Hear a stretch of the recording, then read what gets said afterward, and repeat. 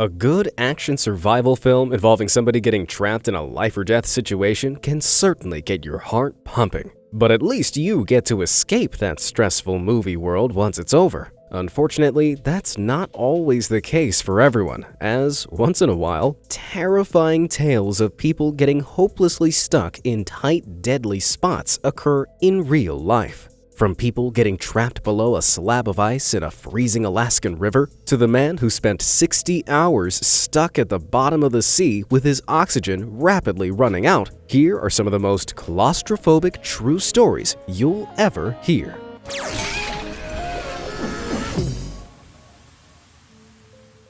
Midnight Toilet Trip. On any normal night, waking up to go to the toilet is pretty irritating. But in May 2013, the call of nature actually saved the life of 29-year-old Harrison Ojegba Okene. Harrison, a cook on one of 3 tugboats towing a Chevron oil tanker off the coast of Nigeria, woke up at 5 a.m. and left his room to go to the shared bathroom at the end of the corridor. As he entered the bathroom, however, a giant wave capsized the boat, causing it to sink. His fellow crew struggled to evacuate as they were obliged to lock themselves in their rooms due to protocols protecting against pirates. Sadly, those safety measures only left them trapped, but because Harrison was already out when the ship capsized, he alone was able to escape. At least, he tried to. As soon as he stepped into the corridor, a strong gust of water swept him into another bathroom with an air pocket. Harrison clung to an overturned basin to keep his head above water, while the ship continued to plummet nearly 100 feet to the bottom of the ocean. Rescue divers were immediately on the scene, but being unprepared for such a deep dive, they ended up retreating without ever reaching the wreck. And so, of the 12 crew members on board, only Harrison managed to evade the sea's powerful clutches. Not that his sole survival was much of a comfort. After spending nearly a day in the bathroom, an exhausted Harrison decided to take his fate into his own hands and swam through the pitch blackness to the nearby engineer's office. There, he stumbled upon another air pocket, only this time he could actually stand on his feet. Harrison pried paneling off the wall and fastened it to a floating mattress to make a platform, allowing him some rest, though his hunger and thirst remained increasingly insufferable. Meanwhile, a dive support vessel, the Luik Toucan, had deployed a deep-sea diving team to retrieve the crew. As they slowly made their way on board, the last thing they expected was to have a hand reach out and touch one of the divers. Or more specifically, the hand of someone still living. Especially since, according to scientists, Harrison's 216 cubic feet air pocket was only supposed to have enough oxygen to survive for 2.5 days, and he'd been down there for 3. When the divers found him, Harrison was unknowingly suffering from Kyson disease, a condition in which nitrogen bubbles form in the blood due to the drastic changes in pressure he'd experienced as the vessel sunk. If the divers were to bring Harrison directly to the surface, these bubbles could disrupt his vital functions, potentially proving fatal. So, to retrieve him safely, Harrison was taken up little by little in a diving bell, followed by being placed in a decompression chamber for 2 more days. Once he resurfaced for good, aside from suffering from post-traumatic stress disorder and feelings of guilt for being the sole survivor, Harrison made a full recovery. He returned to his hometown of Warri in Nigeria and vowed to never set foot on or in the sea again. He did snag another job as a cook, but given the unbelievable ordeal he went through, I doubt you'll see him whipping up something from the seafood section. Now, as scary as Harrison's tale was, every day, men around the world experience terrifying incidents of their own, namely nicking their sensitive areas while carrying out some personal housekeeping. But thanks to Manscaped, the sponsor of today's video, that's no longer a nightmare you need to have. This global male grooming and hygiene brand offers everything required to control the big 3 odor zones: the body, the butt, and the low-hanging fruit. Manscaped sent me their all-in-one Performance Package 4.0, which includes their game-changing Lawnmower 4.0. The lawnmower's advanced skin-safe technology reduces the risk of nicks and cuts, and its cordless charging system gives 90 minutes of use from a single charge. There are handy LEDs on the lawnmower indicating battery level, and triple tapping the front button enables a travel lock, preventing accidental activation. Also included in the Performance Package 4.0 are the Crop Preserver Deodorant, which you apply downstairs after a shower for all-day protection, and the Crop Reviver, a cooling spritz with aloe vera to quickly refresh that area whenever required. Manscaped will even toss in their wireless Weed Whacker, the perfect skin-safe tool for trimming nose and ear hair. For a limited time, if you visit manscaped.com and use my promo code AMAZED20 at the checkout, you can get all the stuff I mentioned at a 20% discount, plus 2 free gifts, the Shed Travel Bag and a pair of anti-chafing boxer briefs, with free international shipping. So don't let your nether regions become a claustrophobic horror story of their own. Grab life by the short and curlies and place your order today with Manscaped, and always use the right tools for the job. Now let's get back to it, shall we? Team building exercise.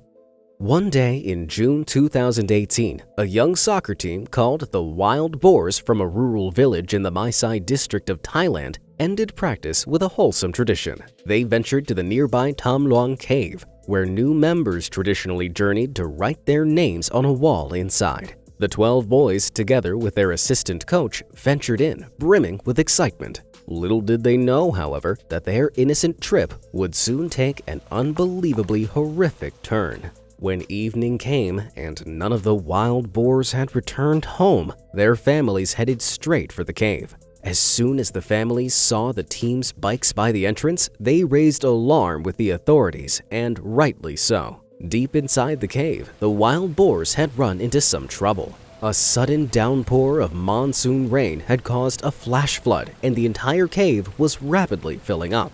So, with the entrance rendered inaccessible, the group had no other choice but to scramble deeper inside, eventually finding themselves marooned on a small, rocky shelf an astounding 2.5 miles from the entrance. There, they huddled together to keep warm, and their assistant coach, a former monk, even taught them meditation techniques to use less energy. Luckily, despite their lack of food, the wild boars did have drinkable water in the form of moisture on the walls. But even that couldn't still their biggest fear, whether anyone was coming to save them. Fortunately, a full-blown rescue operation was quickly unfolding outside. The Thai Navy SEALs, National Police, and local volunteers all pitched in. But despite engineers trying to pump water out of the cave, the rising floodwaters made it near impossible to get inside. 5 days later, the first international rescue team from all over the world, including the United Kingdom, Belgium, and Australia, arrived on the scene. They fought hard against the elements, not only having to maneuver themselves through tight, unreliable spaces, but also doing it under dark and impossibly murky conditions. Eventually, just over a week after the incident, the divers reached a cavern which looked perfect for a key base, as it could be drained to a walkable level. From there, 2 divers decided to journey on by themselves. They were swimming blindly through the cave when they suddenly happened upon an air pocket. And just as they took off their masks, they saw them, all 13 wild boars, tired and hungry but alive. The divers did the only thing they could and left some lights with the team before promising to return with food. And just like that, a seemingly hopeless search turned into a rescue mission. The wild boars were joined by a military medic who prescribed them a special diet of nutritious, calorie-dense liquid food and mineral water with added vitamins. Regaining their strength was crucial, seeing as the hardest part was yet to come. Not only did rescuers have to extract 13 people from a cave even professional divers struggled in, but on top of that, the oxygen levels in the chamber had fallen from 21% to 15%. Time was running out, and rescuers only had limited options available to them. They either had to risk diving with the boys or wait for the monsoon waters to recede, which sometimes took up to 4 months. After thoroughly practicing extraction training methods with local boys in swimming pools nearby to make sure such an endeavor was even possible, nearly 100 Thai and foreign divers got ready for action. With guide ropes put in place, each wild boar was attached to a professional diver and given a diving mask with oxygen. Secured in stretchers guided by elaborate pulley systems, through waters of varying depths and across difficult cave terrain, one by one, the wild boars were brought out of the cave. They were immediately given oxygen and transported to a hospital in Chiang Rai in northern Thailand, where they all recovered. But before you think I'm ending this story on a totally sweet note, brace yourself for something ridiculous. Since the incident, undoubtedly to the horror of the team's heroic rescuers, local officials have been planning to convert the cave into a museum and tourist attraction. 13 young people nearly died, not to mention the 2 divers who sadly lost their lives in the rescue. And they'd like to send wide-eyed tourists in there for fun? Yeah, I'll pass on that vacation hotspot. Down the rabbit hole.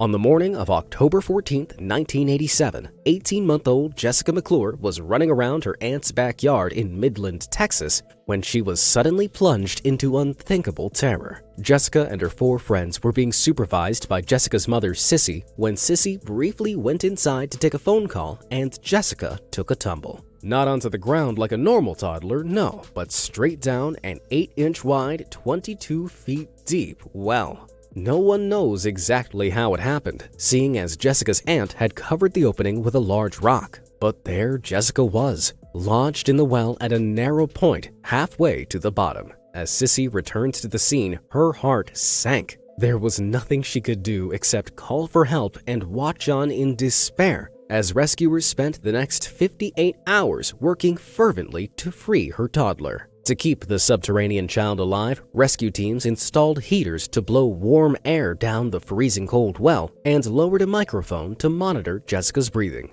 With the assistance of oil drillers, rescuers dug a 20-foot deep, 30-inch wide hole parallel to the well. Then, using high-pressure water drill equipment, an engineer drilled a horizontal tunnel between the 2 wells, approximately 2 feet beneath the wedged-in Jessica.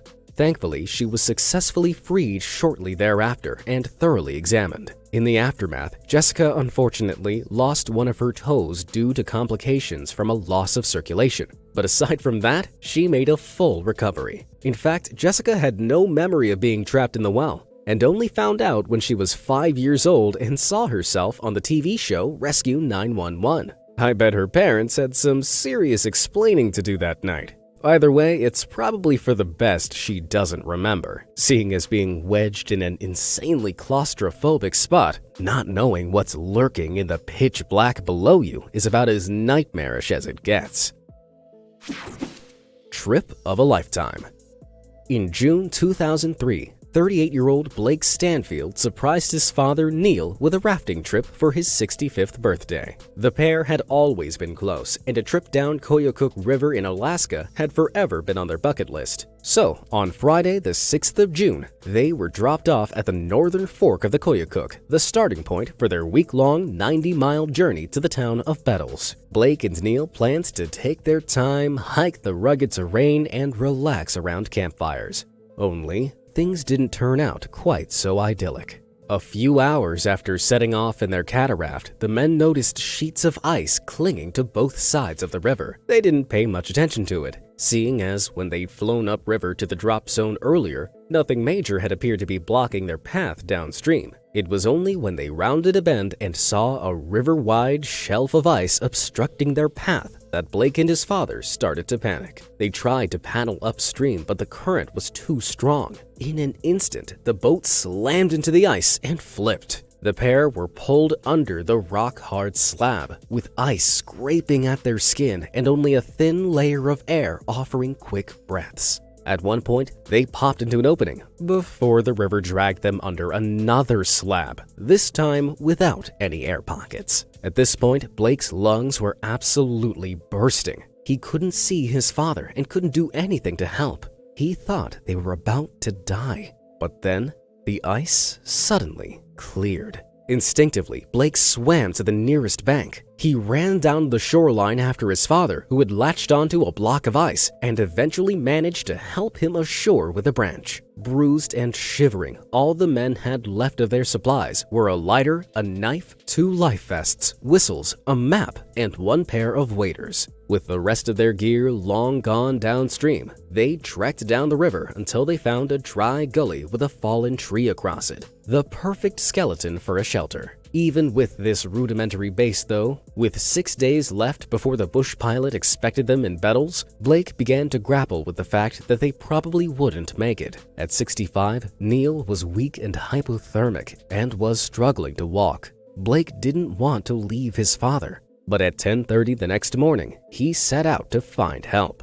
His journey, however, was anything but easy. Not only did the treacherous Alaskan terrain feel like walking on bowling balls, but Blake also had to watch out for grizzly bears, of which he luckily spotted one early enough to sneak past. After more than 12 hours of hiking, Blake stopped to rest for the night.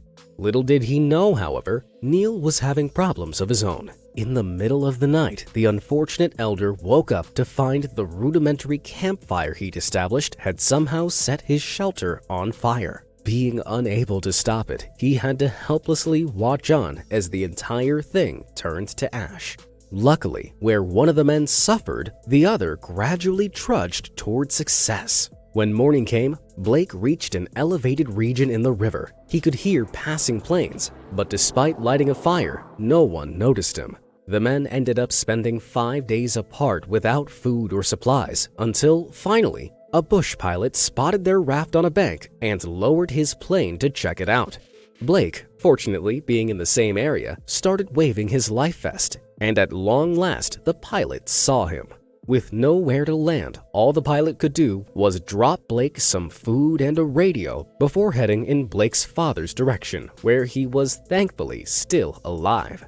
The Park Rescue Service was immediately notified, and 4 hours later, a helicopter retrieved the men from their respective positions. They were bruised, dirty, hungry, and freezing, but other than that, totally fine. But if you thought this near-death experience was enough for both of them to quit rafting, you're mistaken. Soon afterwards, Blake and Neil went back to Koyukuk River for a second round, only this time they actually spent the trip together. In the money. In September 2013, a 91-year-old French woman from Rennes was out running her Saturday errands when she popped into her nearest BNP Paribas bank. After asking to see her safety deposit box, the bank employee led her into the vault and locked the door behind her, as was standard bank protocol. But what wasn't bank protocol was having a brain fart of nuclear proportions and forgetting about the old lady for the rest of the day. Pretty bad, right? Well, that wasn't all. The same bank employee turned out the lights and left at the end of the day without ever checking the soundproof vault. That poor 91-year-old was left trapped in a bank vault by herself, with no phone or method of communicating with the outside world. But here's the worst part. It was Saturday, meaning the bank wouldn't reopen the next morning. That unfortunate soul was left facing the reality of having to sit there until Monday in the dark, with the walls feeling as if they were closing in on her and no evident source of fresh air. Ugh.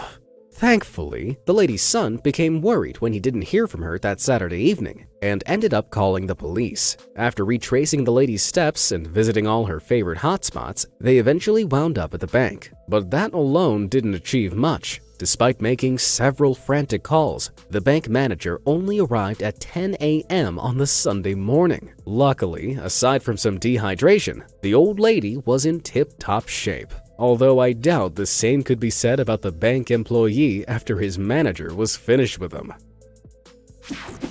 Close Shave Cave.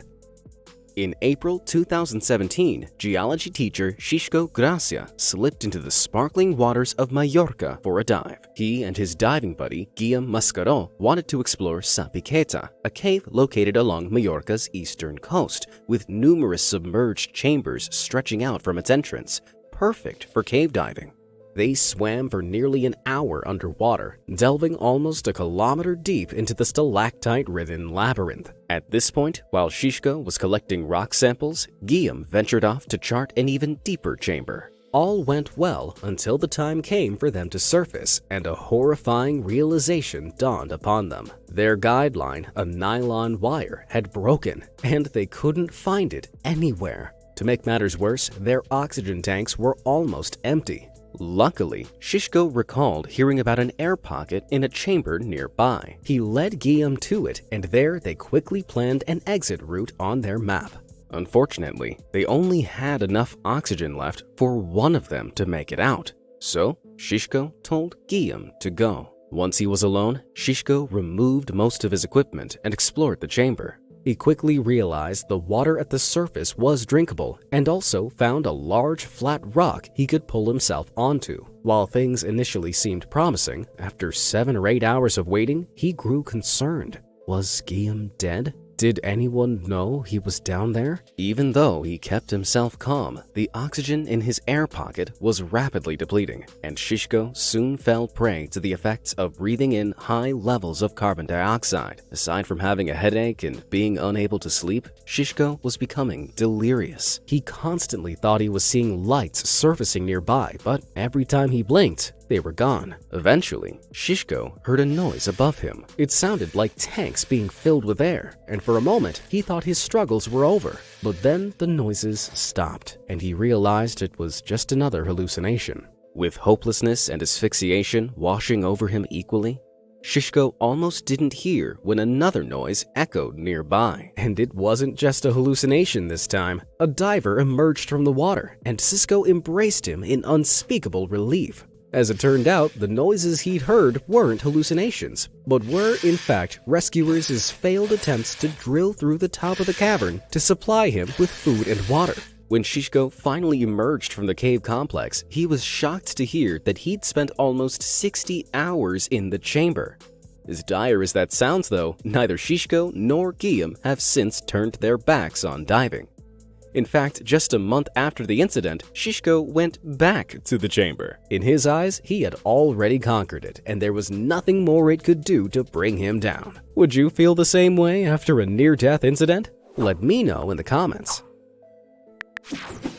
Burglary gone wrong. It was a normal evening in March 2011 when General Manager John Risco got a call from his boss, the owner of Paisan's Pizza Palace in Guilderland, New York, asking him to go over and check on the fire alarm that had been triggered. John didn't expect much going over there, but once he got inside, he was shocked to discover a burglar in the restaurant. Only instead of being scared, John burst out laughing. Why? Because the burglar, 46-year-old Timothy Cipriani, was wedged in a shaft above the stove with only his legs dangling outside. Apparently, Timothy had climbed a tree onto the roof and broke into the air duct, but when he tried to shimmy down, he, well, got stuck, which is, of course, a claustrophobic's worst nightmare. However, in trying to free himself, Timothy ended up stepping on a pipe that forms part of the fire suppression system, causing it to burst and trigger the alarm. I mean, I don't know which is worse. Being lodged halfway out of a dark, narrow air duct with no space to turn around and nothing to support your feet on, or actually trying to shimmy down it in the first place. Police on the scene had to spend 30 minutes freeing Timothy before they could arrest him. And when they finally checked his record, they were amused to discover Timothy had previously been charged when he broke into another New York restaurant, El Rey Chuchifrito. That time, he'd been convicted after police found a towel at the scene, which Timothy had used to clean himself up after cutting his leg on the window he broke in through. Honestly, I don't think there's much hope for this guy. While some criminal masterminds leave calling cards, Timothy just leaves, well, himself. The Nutty Putty Extraction.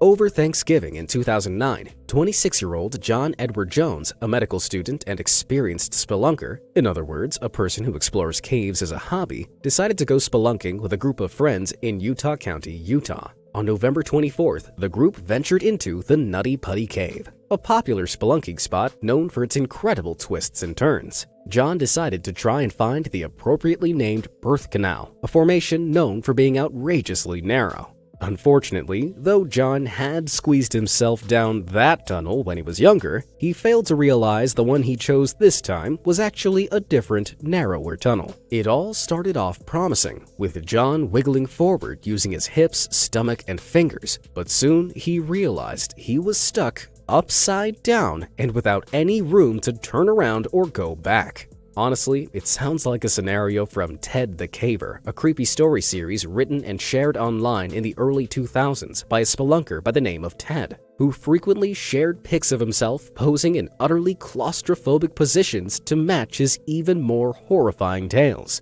Only, unlike Ted, John's predicament wasn't fictional. Thoroughly wedged, John's only option was to keep moving forward, so he flattened his chest by exhaling and slithered slightly further down the opening. But when he inevitably had to inhale again, his chest expanded and he was stuck even worse than before. Can you imagine being lodged so tightly that you can't even breathe in much more than a fraction of your lung capacity? John's panic levels must have been shooting through the roof, especially when his brother failed at pulling him out by his calves and ended up leaving him to find help. Eventually, rescuers from the Utah County Sheriff's Office arrived and began a complicated extraction attempt. They were able to partially free John by using a rope pulley system, but at that point, John had been hanging upside down with limited breathing ability for more than 8 hours. Out of necessity, he was given an IV drip and lifted into a very slightly wider crack, though still narrow enough to keep him stuck, even managed to speak to his wife over a police radio. Everyone seemed relieved until disaster struck once more. An equipment failure caused the rope system to plunge John right back into the gap he'd been trapped in, and the rescue operation was back to square one. Trying a different approach, rescuers used air-powered tools to chip away at some of the rock around John. But after more than 24 hours upside down, the pressure and stress on John's body was simply too much. John eventually became unresponsive, and soon after, a doctor confirmed John had left this mortal coil following cardiac arrest. Rather than risk any further injury retrieving him, the decision was made to leave John in place, and concrete was poured into the tunnel as a memorial, while the cave entrance was boarded up. Of course, it's not the happy ending we all would have liked, but it just shows the immense danger of ending up in horrifically claustrophobic situations. Have you ever experienced a claustrophobic horror story of your own? Let me know in the comments below. Thanks for watching.